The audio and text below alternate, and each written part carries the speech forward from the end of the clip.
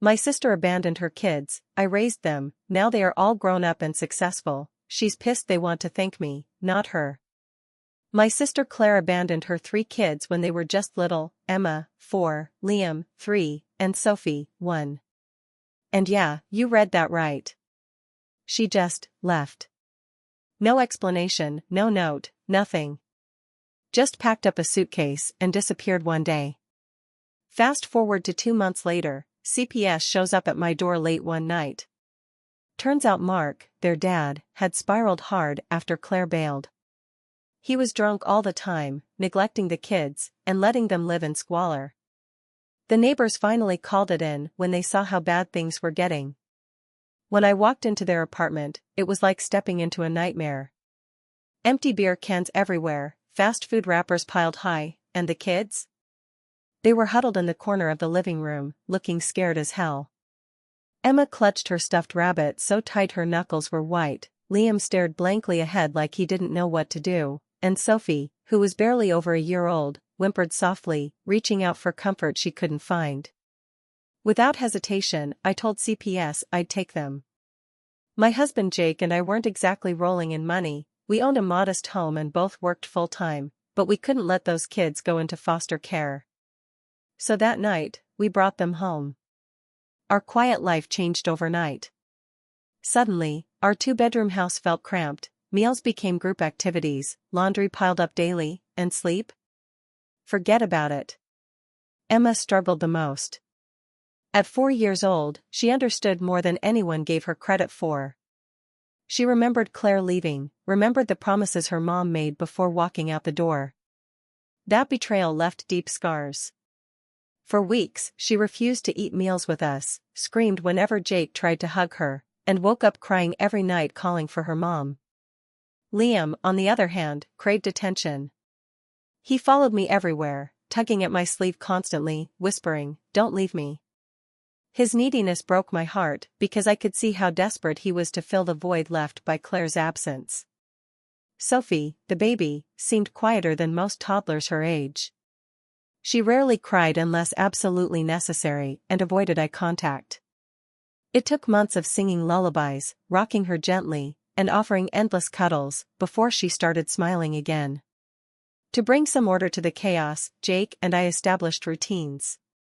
Every morning, we ate breakfast together, after school, the kids helped set the table for dinner, and bedtime stories became sacred rituals. These small traditions created a sense of normalcy, giving the kids anchors to hold on to during uncertain times. But routines alone couldn't fix everything. There were meltdowns, lots of them. One particularly memorable incident involved Liam throwing a tantrum in the grocery store because I wouldn't buy him candy. People stared, some shaking their heads disapprovingly, others offering sympathetic smiles. By the time we got home, I was exhausted, questioning whether I could handle raising 3 kids on top of working full-time. Jake noticed my struggles and stepped up big time. He started taking mornings off work to help get the kids ready for school, preparing lunches, and packing backpacks.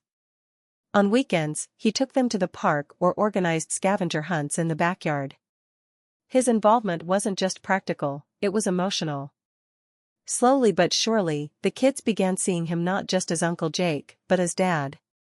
About 6 months in, there was this one night where Emma snuck out of the house. She left a note on my pillow, scribbled in shaky handwriting, "I'm going to find Mommy. Please don't worry." Panic surged through me as I searched the neighborhood, calling her name until my voice went hoarse. Finally, I found her sitting on a bench near the bus stop, clutching her rabbit tightly. "Why did you do this, sweetheart?" I asked, pulling her into my arms. "I thought if I waited long enough, she'd come back," Emma whispered, her voice trembling. "She always said she loved me." That night marked a turning point. We talked openly about Claire's absence, explaining that sometimes people make choices they regret later. Over time, Emma began processing her feelings, channeling her anger into art.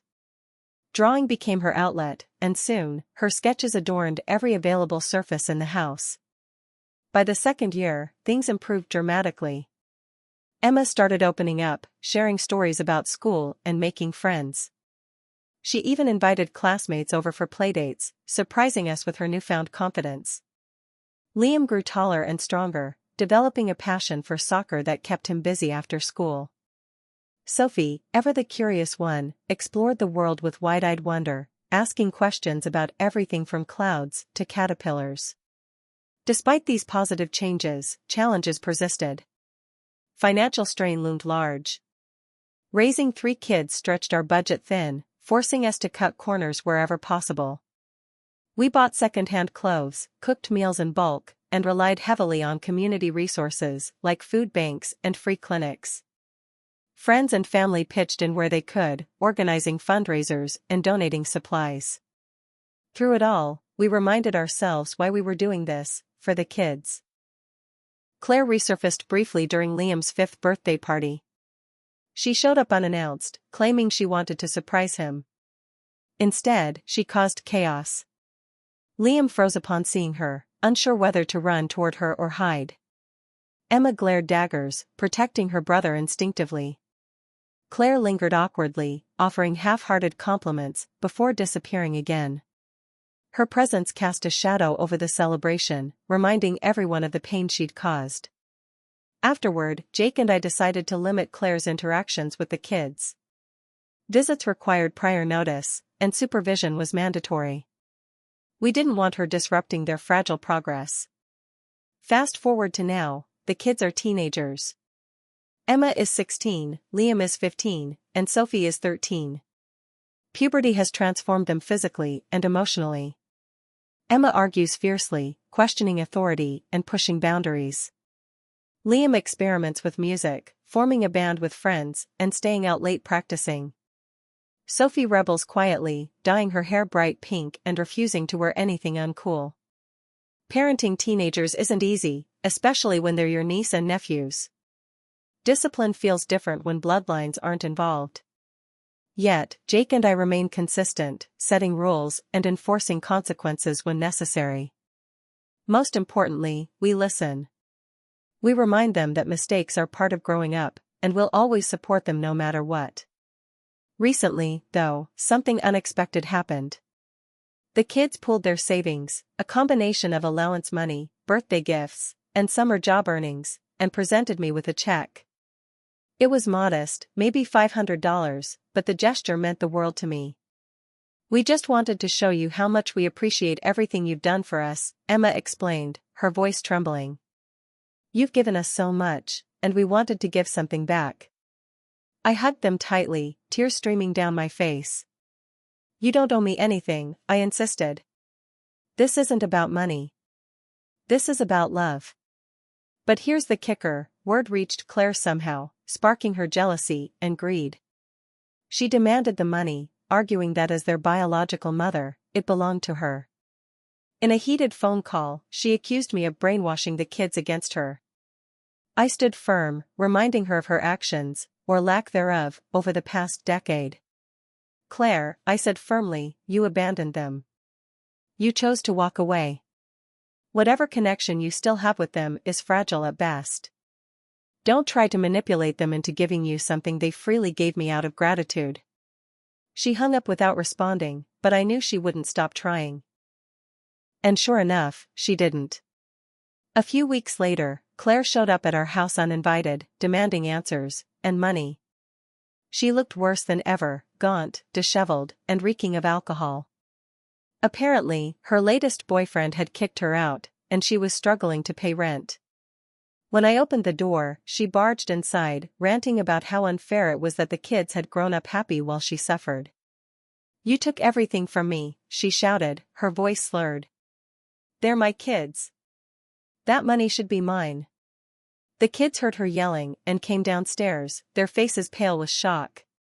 Emma stepped forward, her expression cold and determined. "Mom," she said, using the title for the first time in years, "you gave up any claim to us the day you walked out.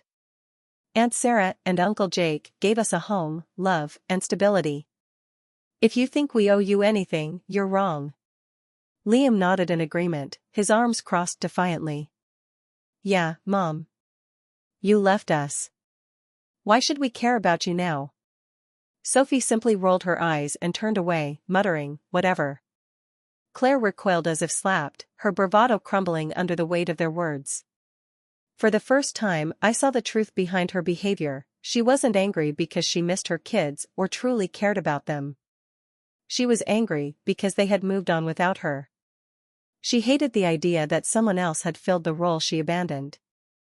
In the end, Jake escorted her out of the house, warning her never to come back unless she was sober and ready to take responsibility for her actions. As the door slammed shut behind her, I watched the kids exchange relieved smiles. They didn't need her anymore, and honestly, neither did I. As for Claire? Last I heard, she ended up homeless, bouncing between shelters and halfway houses. Word around town is that she's been spotted panhandling downtown, her once bright spirit extinguished by years of poor choices and misplaced priorities. Some might feel sorry for her, but not me. She made her bed, and now she's lying in it. Looking back, I realize how far we've come. From that chaotic first night to today, raising Claire's kids has been the hardest yet most rewarding experience of my life.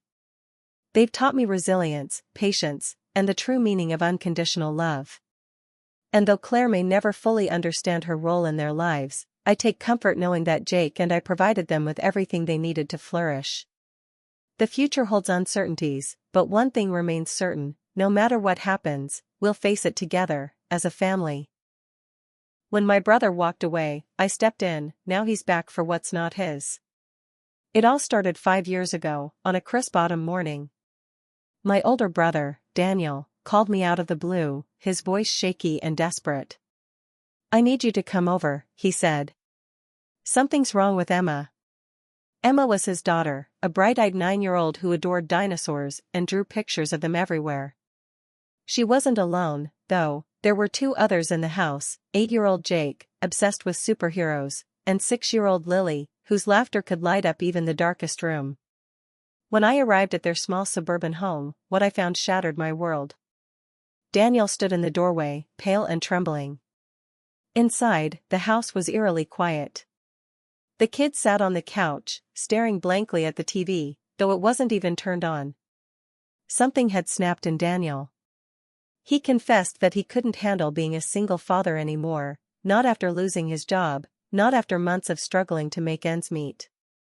That night, he packed a bag, kissed each of his children on the forehead, and walked out the door, leaving no forwarding address or explanation. At first, I thought he'd be back within days. A week passed. Then 2. By the 3rd month, it became clear that Daniel wasn't coming back. With nowhere else to turn, CPS approached me about taking custody of the kids. It wasn't an easy decision. I already worked long hours as a nurse, and my apartment was barely big enough for one person, but I couldn't let them go into the system. So, I signed the papers and welcomed Emma, Jake, and Lily into my life.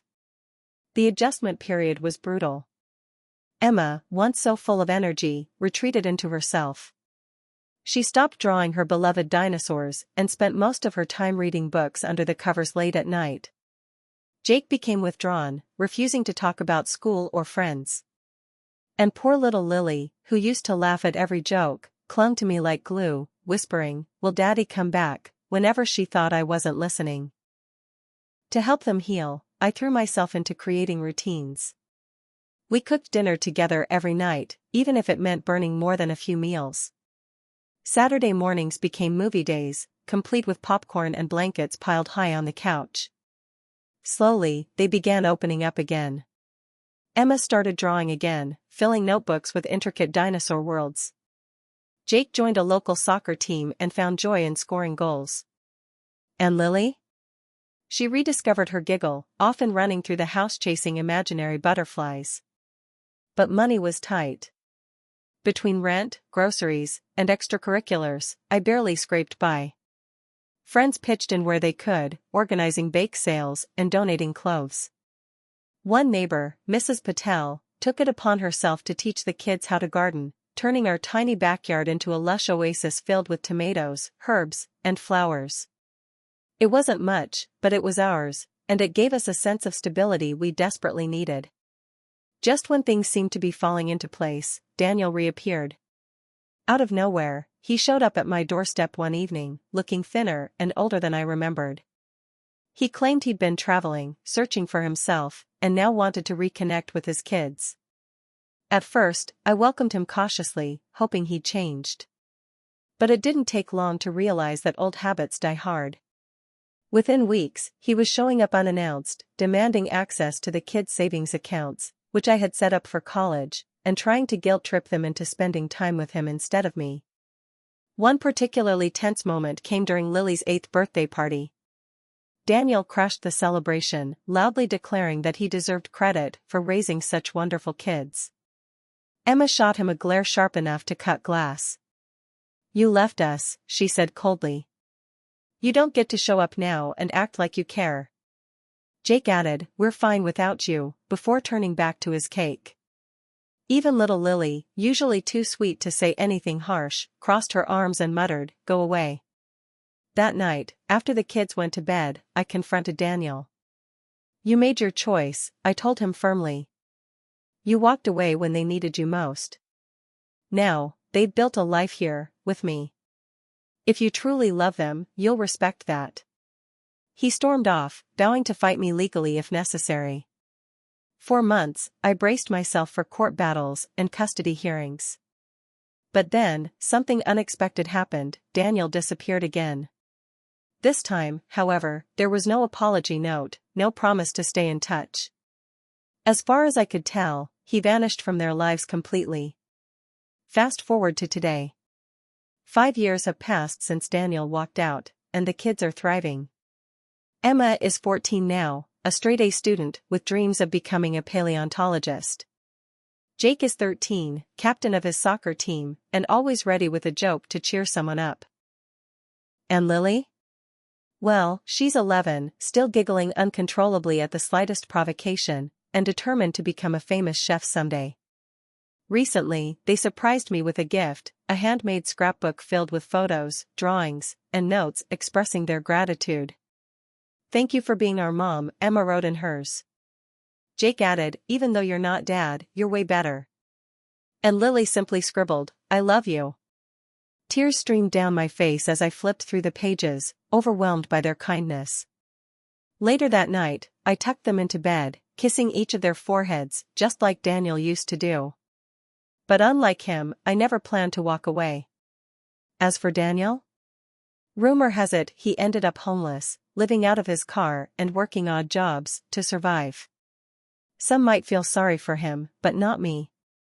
He chose this path, and while I hope he finds peace someday, his actions will never erase the love and stability I've given his kids. Looking back, I realize how lucky I am to have them in my life. They've taught me patience, resilience, and the true meaning of family. And though challenges remain, I know one thing for certain: no matter what happens, we'll face it together, as a family.